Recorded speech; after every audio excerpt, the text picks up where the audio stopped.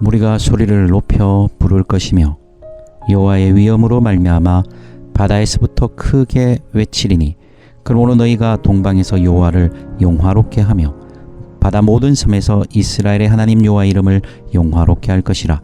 땅 끝에서부터 노래하는 소리가 우리에게 들리기를 의로우신 이에게 영광을 돌리세 하도다. 그러나 나는 이르기를 나는 쇠자나였고 나는 쇠자나였으니 내게 화가 있도다. 배신자들은 배신하고 배신자들이 크게 배신하였도다. 땅의 주민아 두려움과 함정과 올무가 내게 이르렀나니 두려운 소리로 말미암아 도망하는 자는 함정에 빠지겠고 함정 속에서 올라오는 자는 올무에 걸리리니 이는 위에 있는 문이 열리고 땅의 기초가 진동함이라. 땅이 깨지고 깨지며 땅이 갈라지고 갈라지며 땅이 흔들리고 흔들리며 땅이 취한 자같이 비틀비틀하며 원두막같이 흔들리며 그 위의 죄악이 중함으로 떨어져서 다시는 일어나지 못하리라. 그날에 여호와께서 높은 데서 높은 군대를 벌하시며 땅에서 땅의 왕들을 벌하시리니 그들이 죄수가 깊은 옥에 모임같이 모이게 되고 옥에 갇혔다가 여러 날 후에 형벌을 받을 것이라. 그때에 달이 수치를 당하고 해가 부끄러워하리니 이는 만군의 여호와께서 시온산과 예루살렘에서 왕이 되시고 그 장로들 앞에서 영광을 나타내실 것임이라. 아멘. 우리가 흔히 숲은 보지 못하고 나무만 본다.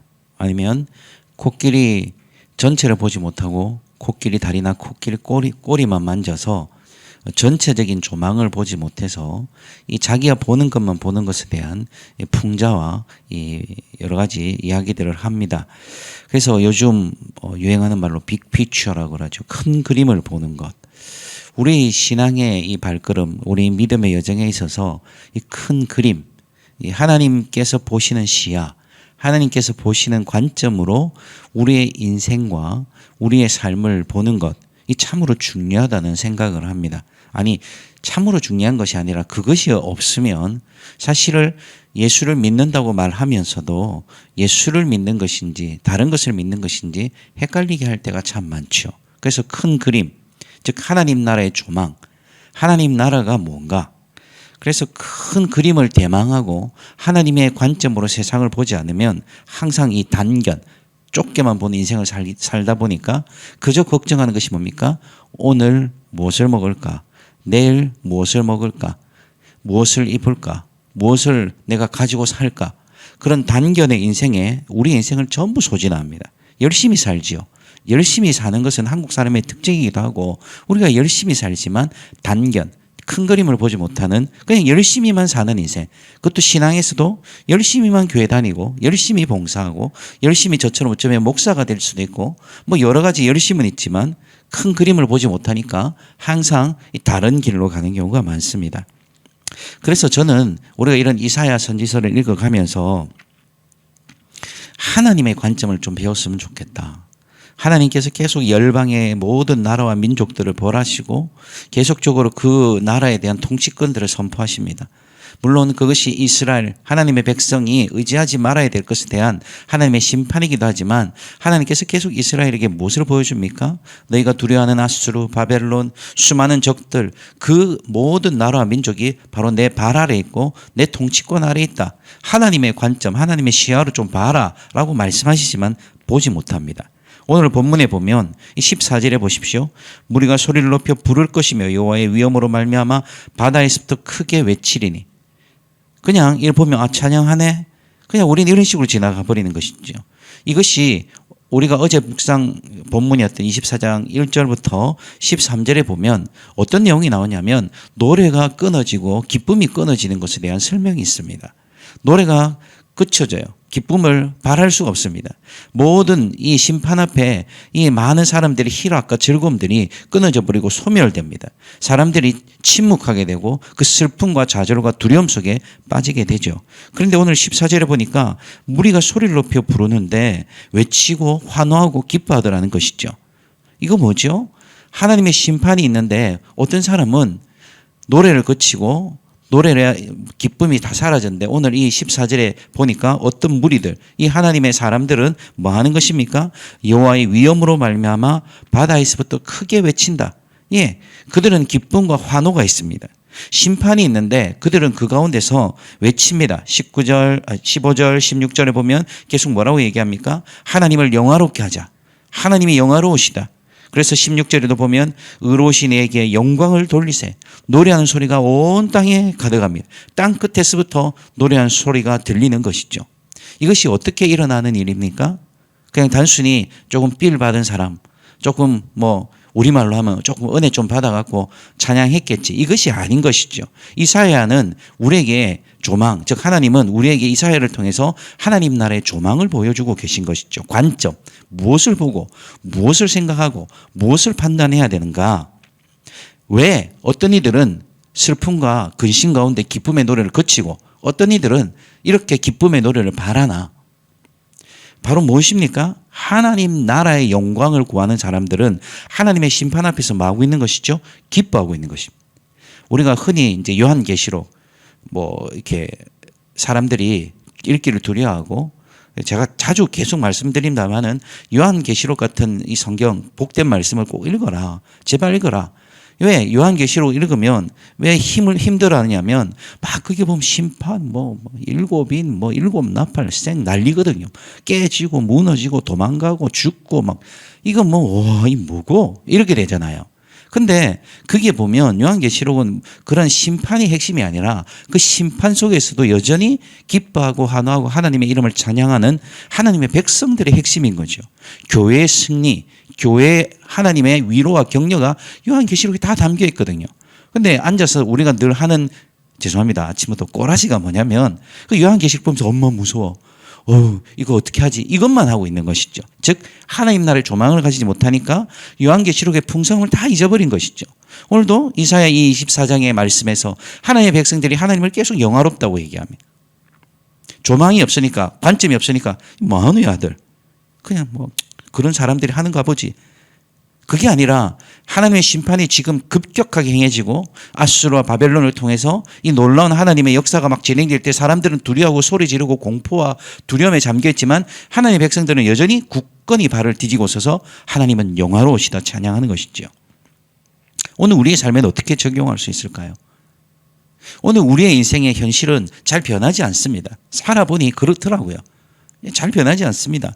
그리고 우리나라 같은 사회, 미국보다 조금 더 야만적인 사회 우리나라, 자본주의 면에서 이런 사회에서는 계층 간의 사다리가 이미 끊어지고 계층 간의 이동이 어렵기 때문에 늘 그렇게 어렵게 살아야 되고 힘겹게 살아야 되는 우리의 현실들이 있습니다. 우리 청년의 세대는 항상 제가 강조하지만 부모 세대보다 가난할 수밖에 없는 세대. 부모 세대가 벌어들였던 돈보다 더 작게 벌어들일 수밖에 없는 세대가 우리 청년 세대거든요. 늘 그냥 앞이 보이지 않습니다.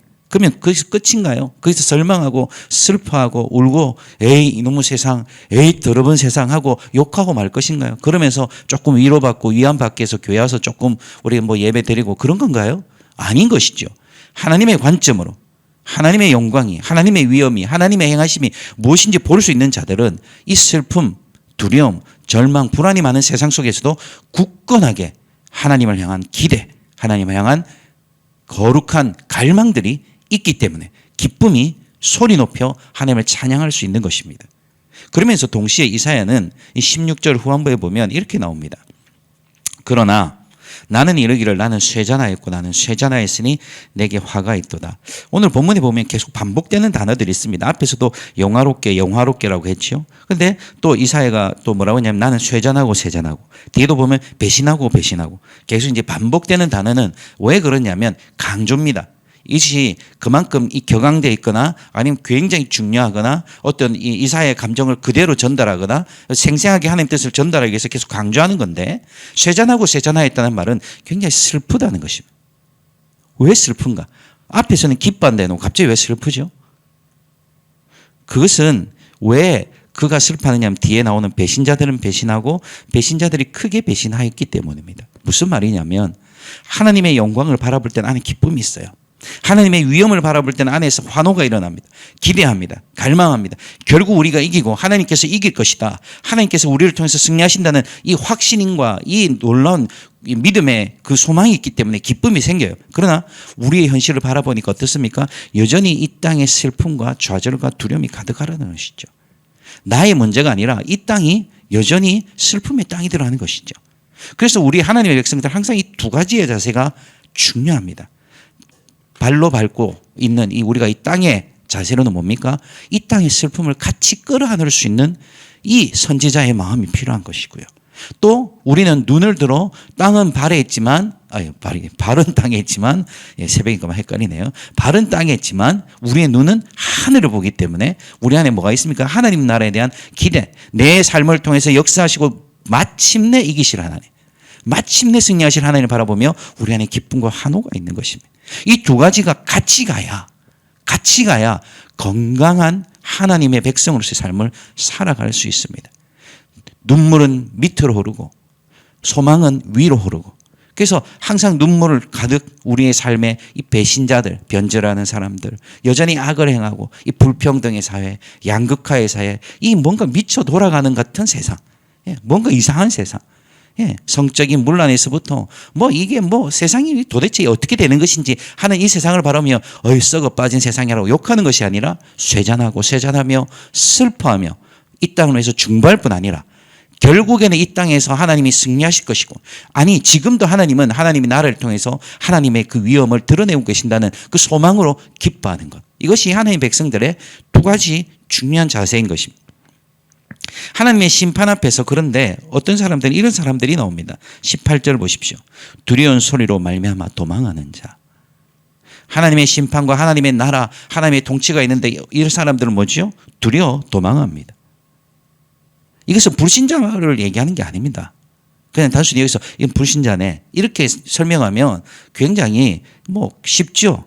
불신자가 아니라 하나님의 심판, 하나님의 다스림, 하나님 통치가 두려운 자들이죠. 그들은 도망합니다. 왜? 하나님의 심판 앞에 그들이 설 자리가 없거든요. 그들은 자신들이 믿던 모든 것이 깨지는 것을 봅니다. 보십시오. 함정에 빠지고 함정에서 올라와도 올무에 걸리고, 이 뭡니까? 하나 넘으니까 또 하나고 또 하나 넘으니까 또 하나죠. 그래서 빠지고 또 빠집니다. 그리고 자신들 믿고 살던 땅의 기초가 진동합니다. 땅의 관점, 땅의 생각으로 살아갔습니다.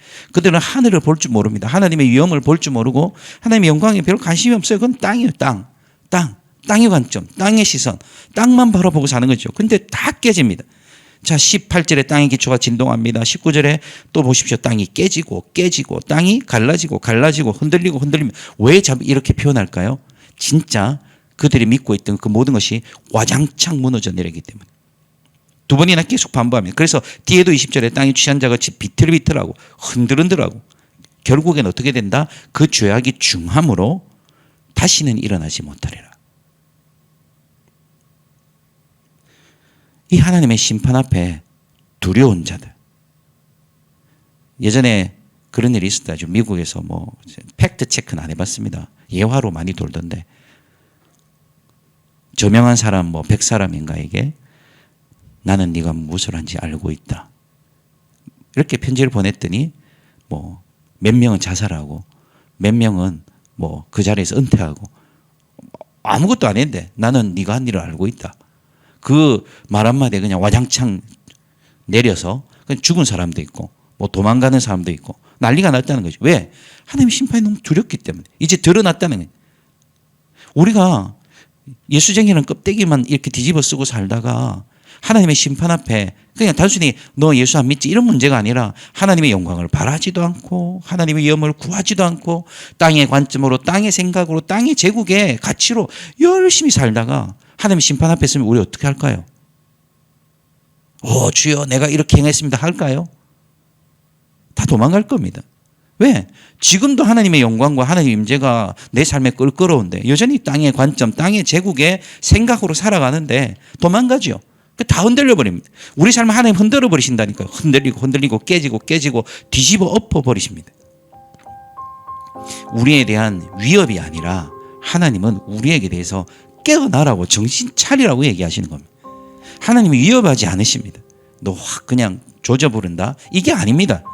정신 차려라. 정신 차려라. 정신 차려라. 이스라엘도 지금 얘기하는 거예요. 정신 차려라. 아수르, 바벨론, 그들도 믿지도 말고 그들을 바라지도 말고 그들처럼 강대한 힘을 얻으려고 쌩 난리치지 말고 정신 차려라. 21절에 이사야 아주 중요한 표현인데요. 그 날에, at the time, 그 날에, 그 날에, 그 날에가 뭡니까? 하나님의 때. 하나님의 때. 하나님을 기대하지 않는 자들에게는 이 하나님의 때라는 건요, 말도 안 되는 소리죠. 예. 요즘, 예전에 우리 때는 돌아이, 이랬고 도라이라고 했는데 요즘은 이제 돌은자. 예, 돌은자 해서 돌은자 애들이 이제 그런 말을 하거든요. 돌은자죠, 돌은자. 동겁니다. 아니, 하나님에 대한 기대가 없기 때문에 이렇게 살아가는 사람은 돌은자죠. 생각이 없는 인간들. 그날이 와? 웃기고 있네.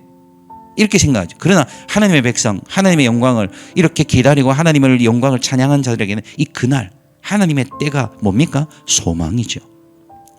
지금 내 눈으로 보는 세상이 험악하고 이해가 안 되고 내 인생에 답이 없어도 그 날이 옵니다. 하나님의 때가 있다는 것이 우리에게 큰 소망이 됩니다. 우리가 이 아침에 어떻게 기도할 수 있습니까? 그 날이 있기 때문입니다. 하나님이 행하실 날이 있습니다. 하나님이 펼쳐놓으실 날이 있습니다. 하나님의 생각이, 하나님의 뜻이 내 인생에서 완전히 풀어지는 날이 있습니다. 그 날을 기다리는 것이죠.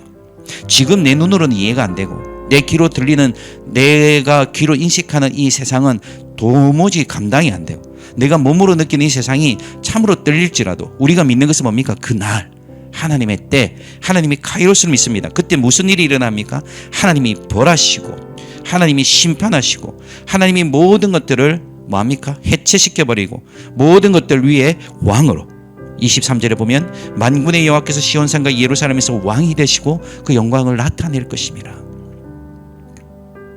지금도 왕이시지만 그 완벽한 승리, 그 완전한 승리가 우리에게 있는 것이죠. 우리에게 소망이 그것입니다.